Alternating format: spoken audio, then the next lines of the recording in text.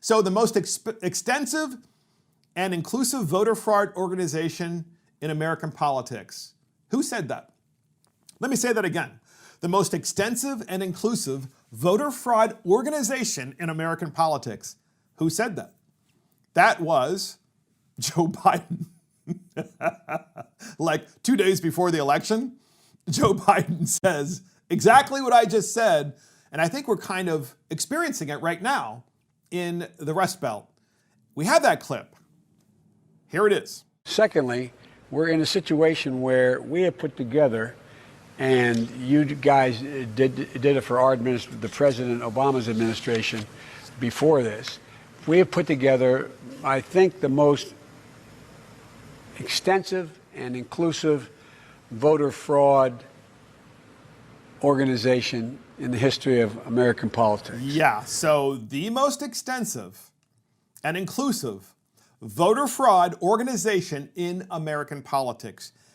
That's on video from his own mouth, and you're seeing it, and you have to wonder, right, that the old guy, who clearly has some cognitive issues, without question, everybody knows it, including Democrats, is just telling us what he already knows, except that instead of being better at hiding it, he's actually saying it, like a lot of folks who are elderly do. And now we're experiencing it in real time, where the Democrat governors of Wisconsin, Pennsylvania, and Michigan, for whatever reason, can't tell you who won the election until 3 days after the election. I gotta tell you, it's just, there's change that has to occur, and I'm just hopeful. I am hopeful that we can win Arizona and Donald Trump will be reelected. I'm very hopeful, because if we don't do that, then it's going to be just a bloodbath in this country with Joe Biden, because we know he's not going to really be in charge, okay? He's not going to be in charge. It's going to be his handlers in charge, and it's going to be eventually Kamala Harris. I mean, she's going to be in charge. So if that's not bad enough, what's happening in these Rust Belt states, the Pennsylvania Attorney General tells voters to call the Democrat Party for assistance. So the Attorney General, which is the top law enforcement officer of a state, right? An Attorney General is? They are the top law enforcement officer. In Pennsylvania, the AG tells the voters the day of the election, hey, call the Democrat Party if you need help.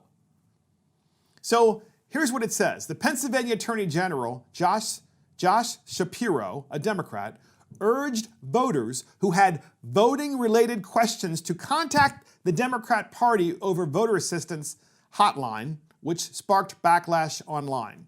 So he told them to call the voter assistance hotline, but listen to what the voter assistance hotline is.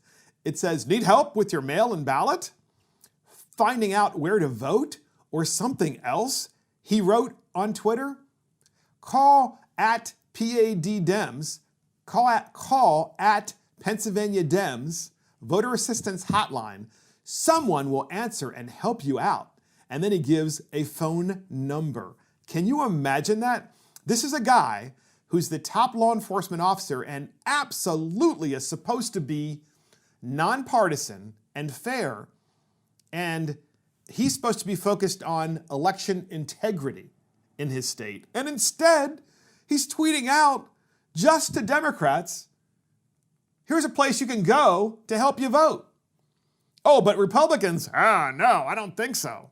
So we have an attorney, Harmet K. Dillon, who's a Republican in Pennsylvania, fired back on Twitter writing, isn't it your job to make sure all citizens get the help they need to vote? Instead, you are thuggishly trying to intimidate and block Republican poll watchers and lawyers and volunteers. This is a shameful performance, even for a Democrat. So good for you, Harmeet K. Dillon. Not to mention the fact that, isn't that voter suppression? When you have an elected official, when you have the state's highest law enforcement officer, and they are skewing their tweets to say, hey, just Democrats only? Here's where you go when you need help to vote.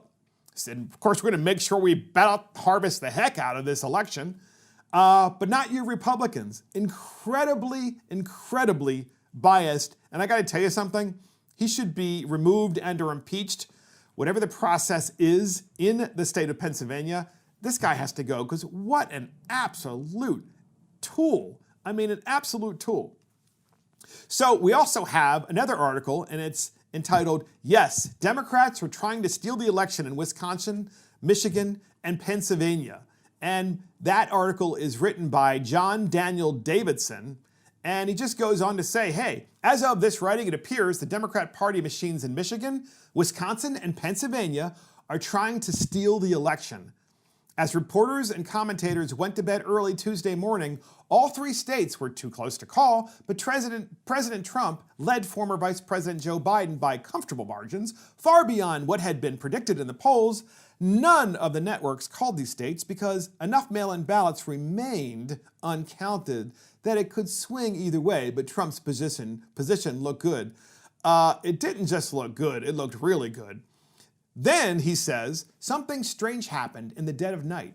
In both Michigan and Wisconsin, vote dumps early Wednesday morning showed 100% of the votes going for Biden and 0%, that's right, 0, so not even one vote going for Donald Trump. In Michigan, Biden somehow got 138,339 votes and Trump got none. 0 in an overnight vote dump. So that is, I'm sorry, ladies and gentlemen, I said earlier, this is statistically not possible. It's not possible for over 100,000 votes to be dumped, and then for Donald Trump not to get any votes, like not even one. I mean, not one person made a mistake. So anyway, stay tuned. We're hoping that that gets better in those states and we can hopefully fix those elections. By fix, I don't mean cheat. I mean fix the process so that it's transparent and that those cities can be looked at very closely to make sure that people aren't ballot harvesting and cheating. And by cheating, I mean specifically picking up thousands of ballots from people, since millions of ballots were mailed out, and then marking the ballots for those people without them really knowing or without really their consent.